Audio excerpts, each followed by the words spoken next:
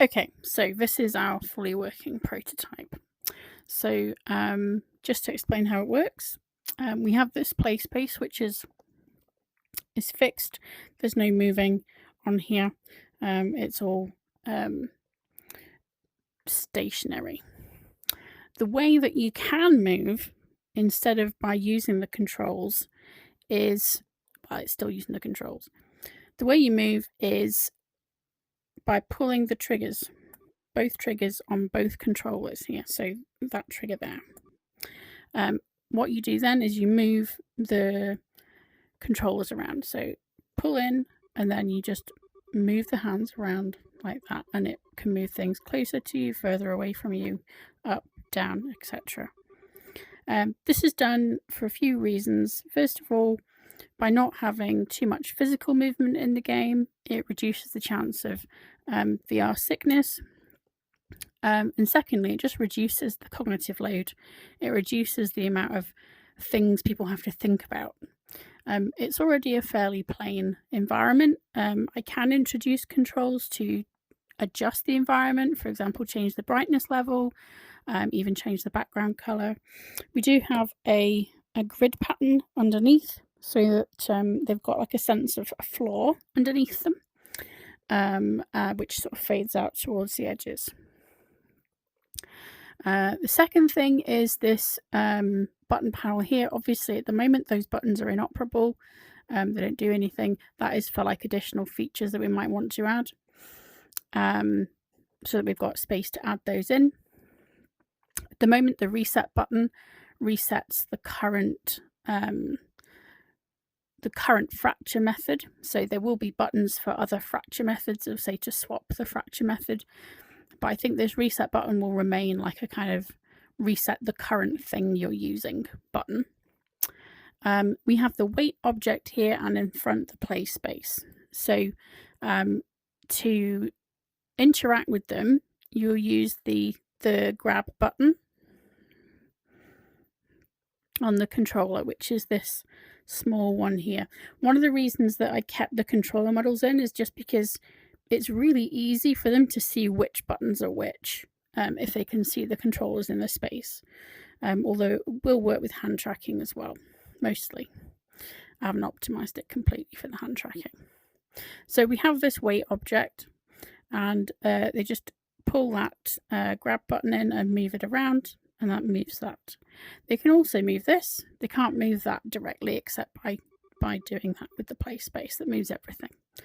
They can grab this object here, the play space. They can only grab it on these corners, like that. The other thing they can do is, for both the play space and the weight, is they can change the size. So to do that, they actually do the grab with both hands and just move the hands together and further apart, and that changes the size. Now with the weight, it also actually changes the weight, the relative weight of this object here. So it changes the physical properties that will collide with this. In the same way they can resize that, they can also resize this. And as they move it around, they can rotate it as well. If that accidentally goes in there, it won't do anything. It only acts upon the slab when they actually drop it inside this space. It does have to be dropped exactly in the space. So, for example, if I make this weight too big and I drop it there, the handle is sticking out so it won't fall. The whole of the weight has to be within the play space. So if I make it there, it will fall. So we put it in here and we release it. That causes the fracturing. Now, depending on the angle and stuff, the fracturing might not look like much, but actually you can see the fracture pattern there, and you can scale it up to see it more clearly. The spots that appear on top of it when the fracturing has taken place are the hot spots that you can walk around on. Let's just try and see if I can get a little slightly better of a fracture pattern for you. So the fracturing does take place at runtime. So you go. Generally speaking, the higher weights produce a better fracture pattern. And I can adjust this default as well if need be. So we've got these spots. What do we do now? Well, if they press the B button, it will enter the walk-on mode for the slab that's in front of them. So now they are in the walk-on mode. They're on top of the slab. They're in the same room. You can see the objects around. We have the ability to use, so the left hand joystick does rotations at 45-degree increments. That also works in the main play space. But coming in here adds the ability to actually move around using the teleport. So each of these spots represents a place that the learner can walk to. So on this side, we're rotating in a free rotation direction using the joystick. And all they have to do is push on the joystick, push it forward, and the beam will come up and they can snap to a new point.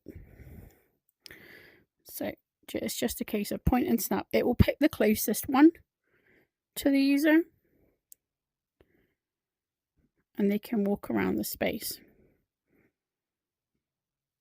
And because there are so many spots, these are generated procedurally, so they may not be completely in line, but they're generally in a grid pattern. And they can look at this fracture pattern from any angle chosen.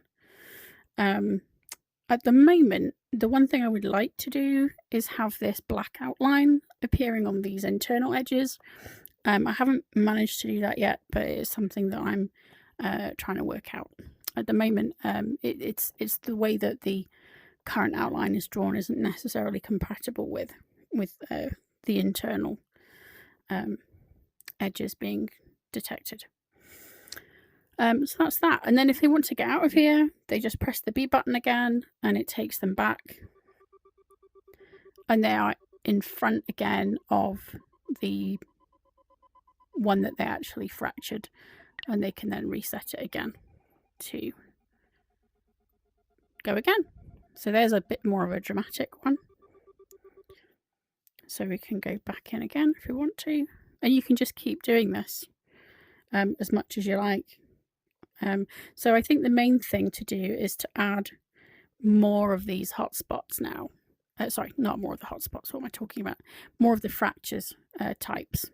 So you can see, even though from the top it didn't look like there was much of a line there, there is very clearly a division between these pieces. It's just how much they've moved. The way that this works is that the fracturing, let's have a look, I'll show you. So when you hit this with this, it breaks and it drops and it freezes after a delay. So basically we can increase or decrease that delay, and that can affect the amount of the amount of movement there is within this plate. But I think it depends partly on how much of that you want to see. It's already got a fairly reasonable delay on it. We don't want it falling out the bottom really. And really it varies on the weight, but also the angle that it takes place at. But the fact that we can reset it means if they go, oh, I don't really like that, I don't want to look at that, they can play around with it until they get one that they go, oh, actually, well, that looks quite interesting, I'll look at that one. So yeah, that's the essentials of it anyway. Yeah, the next job is to get more fracturing modes included, I think, and then we can have something that they can get their teeth into a bit more.